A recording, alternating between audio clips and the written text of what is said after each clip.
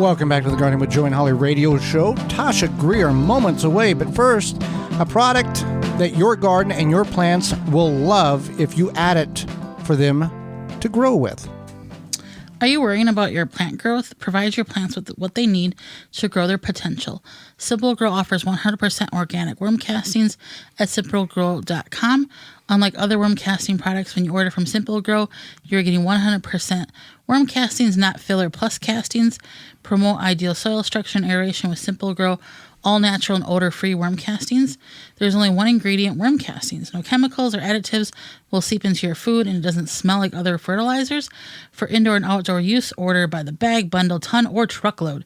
Check out Simple Grow 100% worm castings, what they can do for your plants, and order today at simplegrow.com. Well, Holly, let's go to the Proclamation Hotline, brought to you by Proclamation Goods, and bring in our guest for this week. Tasha Greer is a homesteader and writer focused on simple and sustainable living. She is the author of Grow Your Own Spices and blogger on simplestead.com. Welcome to the program, Tasha. Hi, guys. Thanks for having me. Well, thank you so much for taking time out of your day to join us on the program and enlighten us, not only Holly and myself, but all of our listeners across the country. So I'm really glad to be here. Fantastic. So you call yourself a homesteader. What is the biggest miscommunication you have found about people who look at some who label themselves as homesteaders? Well, I can't speak for everybody that's a homesteader, but I actually call myself an Epicurean homesteader. So I'm kind of a moderate homesteader. And I think what a lot of people, they always ask me, well, you must spend all of your time working really hard and doing hard work. And I'm like, no, I actually have a really good time. I get to play with animals and play out in the garden and cook exciting foods. And so I think the misconception is that this is a hard lifestyle.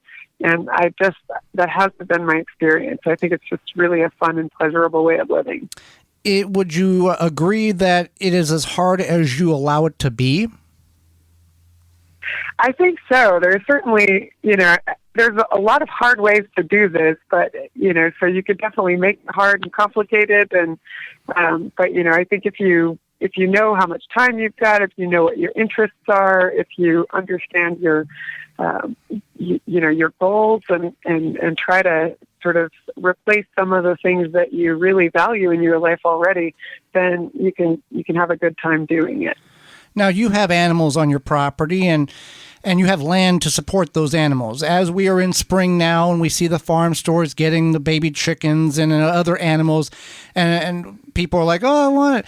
What is the checklist that someone needs to go over before they make that impulse decision to buy that baby chick or that baby rabbit or whatever that animal is for themselves or their kids?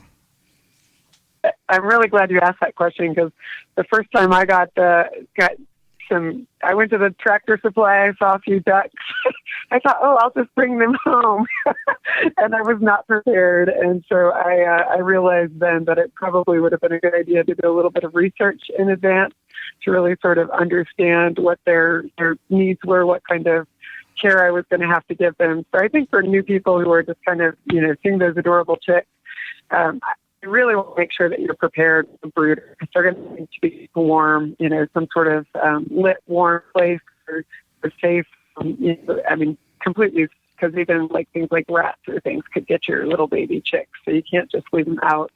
And then even as they age, until they're 6 or 7 months old, they're not really fully mature. They don't have sort of all their mental faculties yet, and you have to really give them good juvenile protection, kind of treat them like, between toddler and a teenager. You have to kind of help them grow up, kind of. And then once they are mature, you still always have to worry about predators. I mean, possums, raccoons, dogs, even sometimes cats. If you have bantam breeds, can be a problem. So you're going to need to get them secure living accommodations for their entire life cycle. And I think a lot of people don't realize that chickens, if you get a hybrid chicken, they might be really productive for about 2 years, having lots of eggs. And then after that, they kind of don't lay anymore. So you might have to call them, or you usually can't find people who want to take non-laying chickens. So you usually have to kind of have a plan for processing them. So if you don't want to deal with that, then you might want a heritage breed. They won't lay as much, but they will lay longer, and so you won't have to think about that for a long time. So there's just a lot of things to consider when you're getting chickens or ducks or any kind of livestock. And so if you can do some research and preparation and not just be, wowed by how adorable they are, I think you will be more prepared and not as stressed. Now, you say that the chickens, they may not lay as long as you expect them to, and you have to figure out what to do with them, whether butchering them out or so to speak. Now, is the meat still fairly, I guess, good to eat? Because I know in the hog world, a sow that's had multiple litters of pigs, it's not the best eating meat. That's why they usually turn that into sausage. Is chickens that are only a couple years old that's done laying eggs, are they still pretty good to eat? Well, they certainly can be. I mean, they can still taste really good, but there's usually, most call them hot chickens at that point because it's not going to be a very tender meat. But, Okay. If you get out your slow cooker, it can still have, they taste sometimes better when they're older, but because they've, got more developed muscles and just a lot more full flavored. But yeah, you definitely have to cook them longer. Thank you. So your book, Weed-Free Gardening, looks intriguing. Many people try to have a weed-free garden. Maybe they do so well. Maybe they don't do so well. What is something in your book that would encourage our listeners to check it out and find success? Thank you for bringing up my new book, Weed-Free Gardening. I think the really big misconception that people just miss with weeds is that they think that they're like a plant that shouldn't be there. And in our gardens, we don't want them there, but nature puts them there for a reason. And nature, I mean that as a system of life. There's all this stuff going on underneath the soil that we can't see it, but it still exists. And so the weeds that come up they're germinated because some condition in the soil was met. So maybe there was a pH change, or perhaps there was a sudden, rush of nitrogen, or maybe there was, some kind of digging animal underneath there that was disturbing the seeds and, caused a little weathering, and so they germinated. So when weeds come, there's a reason that they arrive. And so if you can stop and figure out the reason and what sort of underlying instability is taking place in the soil, then you can address that instability and prevent more weeds from coming. I think a lot of people just rip out the weed and then more come, and then they rip out those weeds and then more come, and it's really just awful perpetual cycle of weeding. But if you could address the soil and deal with the actual issue that causes the weeds, then you can really start to ramp up your gardening. I think another big issue is that a lot of people don't realize that most soil does not have enough carbon in it because it's, we haven't had enough root systems in there. We haven't used deep enough, plants that root deep enough.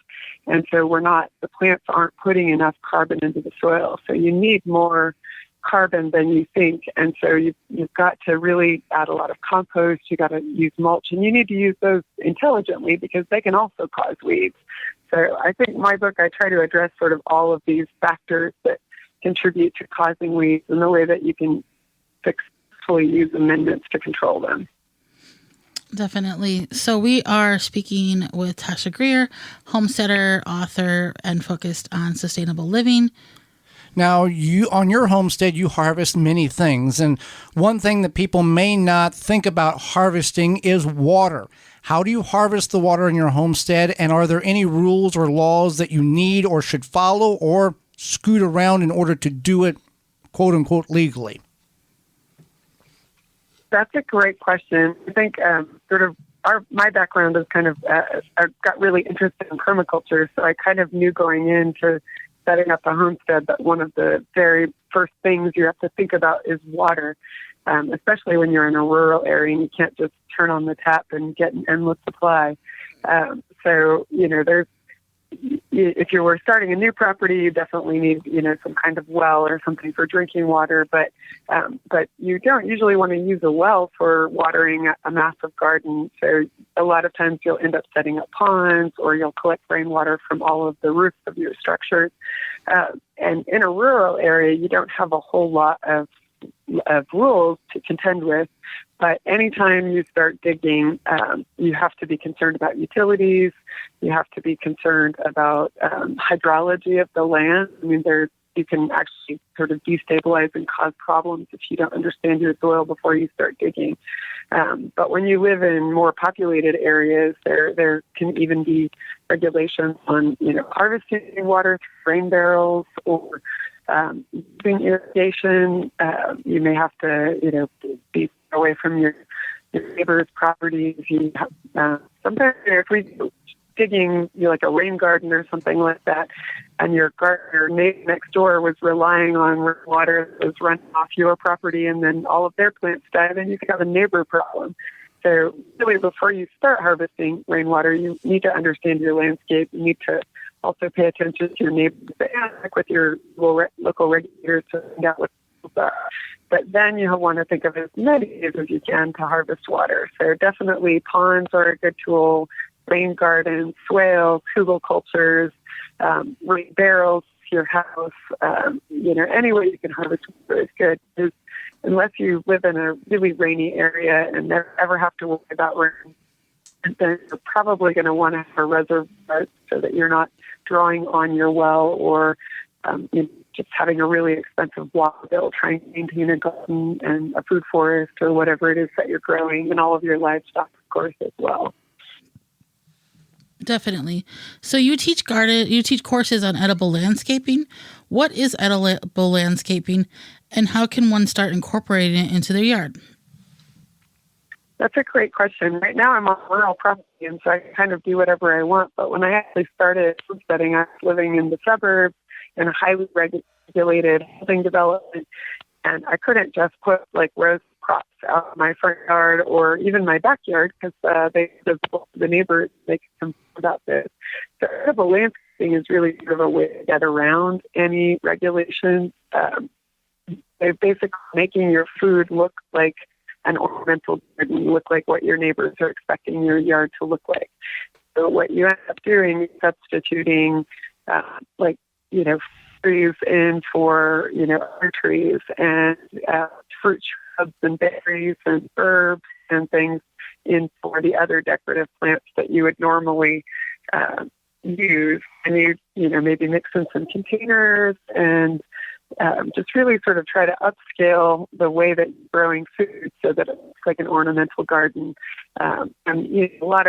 You also need to avoid some things that your neighbors might not like, such as mulberries or berries with thorns that might, cause problems for their pets. But there are a lot of really good options. I mean, rosemary, lavender, those are the choices. They're very beautiful. Elderberry, the wild ones, you maybe don't want to go there, but there are some more cultivated varieties like a cut lace elderberry. And there's also aronia, that's a beautiful native shrub that's some really like superfood berries, lettuces, strawberries, chard, kale. These are all really beautiful potatoes. You have a long growing period, and they can kind of fill in the sort of the space in your existing landscape. Absolutely. Well, we greatly appreciate the time you've offered us, Tasha. How can people find out more about you and get your new book?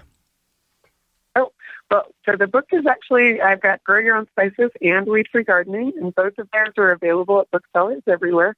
And the publisher is actually Quarto, so you can find them at Quarto Knows, and they're also selling it. But, Amazon, Barnes & Noble, your local bookstore, anybody will have those.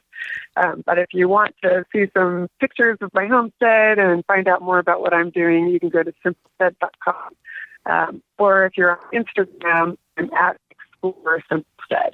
And so it's like Simple Homestead tracked to Simplestead. Simplestead.com. Well, Tasha, we greatly thank you for the time you've offered us and the education that you've provided Holly and myself and all of our listeners. Well, thank you guys for the great work you're doing. Well, thank you very much. For more information, please visit thewisconsinvegetablegardener.com.